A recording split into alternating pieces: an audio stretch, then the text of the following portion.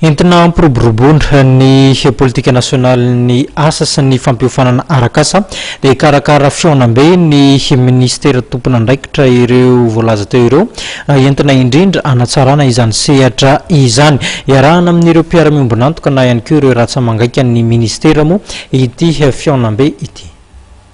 Ikarakara fionambe isatsokajy ny ministeran'ny asa ny fampianarana teknika ary ny fampiofanana arakasa. Nampahafantarin'Andriamatoa Horace Gatien, ministry ny asa ny fampianarana teknika ary ny fampiofanana arakasa ny mikasika izany fandarana asa ny ministera izay saniny zany dia tsy ambirao ministera tsy be filoha. Ny andraikitra iato dia ny amolavola ny tanora malagasy sy ny olona izay fahamperinasa mba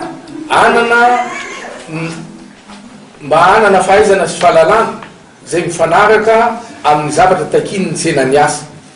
ka natao zao etsika rehetrarehetra zao na ny assise sectorielle io na ny assise régionale zay manampy ny état généraux de l'emploi et de la formation zay nitanterahanay tamin'ny 28, 29, 30 juillet lasa teo mba amolavolana politika mpampianarana ary arahana mamolavola koa ny votoaty mpampianarana zay mifanaraka amin'ny zavatra takin'ny tsenany asa zay. Izay zavatra zay tsy vitanay samrery ato amin'ny ministère fa tsy maintsy arahanay amin'ny mpiara-miombonantoka ary indrindrandrindra ireo opérateur économique zay mihetsika mampandeha an'ireo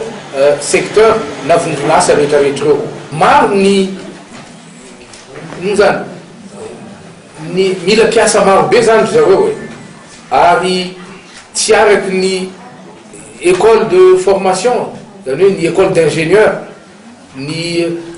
famatsina amin'ny piasa ny orinasa zay miandry mafy de mafy an'ireo piasa reo ary mety tsy ingénieur koa ngamba ny takindry zareo fa mety ivalenta koa nefa maharaka ny zavatra takiny ny tsenany asa ka iarahanay manapaka mandritra an'ireo assise reo tatakiny eo na ny endriky ny tanoratsika zay volavolaina mba ifanaraka amin'izay zavatra takiny ny tsenany asa zay. Tafiditra indrindra ao anatin'ny fametrahana ny politika nasionaly ny asa sy ny fampiofanana arakasa ity etsika ity.